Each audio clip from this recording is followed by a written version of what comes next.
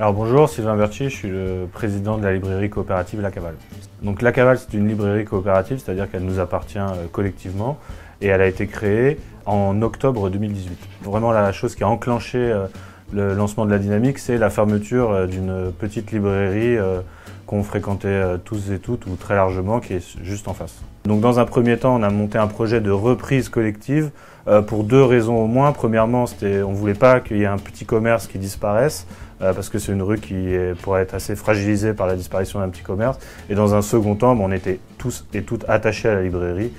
Donc on a créé au moment de l'ouverture de la librairie deux postes de libraires à temps plein. Quand on a commencé, on était 135 coopérateurs, coopératrices. Aujourd'hui, on est 382 coopérateurs et coopératrices, dont les deux libraires salariés.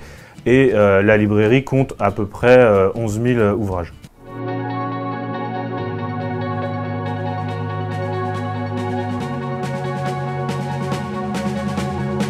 Il y a trois pôles d'activité différents au sein de la librairie, si on veut le présenter comme ça.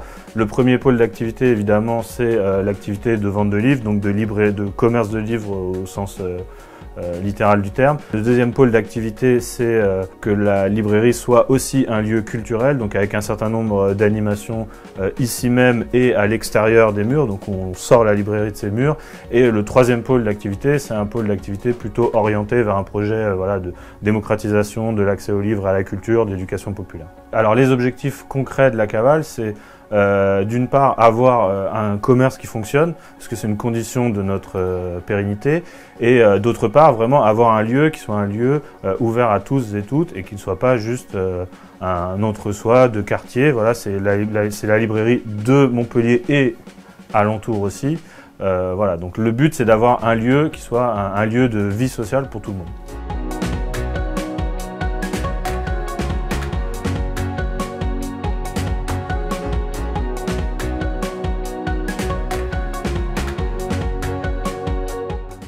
Alors, notre prise de contact avec France Active, elle s'est faite de deux manières. Dans un premier temps, on cherchait nous-mêmes dans le collectif, avant que la Cavale existe comme Cavale, un financeur potentiel pour une reprise collective.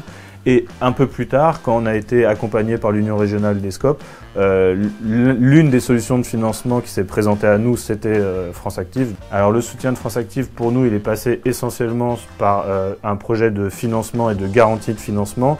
Et dans ce cadre-là, il y a eu tout un volet conseil qui a été très important pour nous. Ce qui nous a le plus aidé, ce qui a été le plus utile, le plus précieux pour nous, bon, évidemment, on avait besoin du financement, mais c'est quand même le volet conseil qui a été le plus important. La démarche et l'action de structures comme France Active, pour nous, ça a été important parce que, pour une raison simple, c'est que c'est une condition insuffisante de notre existence, mais une condition indispensable de notre existence. Donc oui, ça a vraiment facilité notre projet.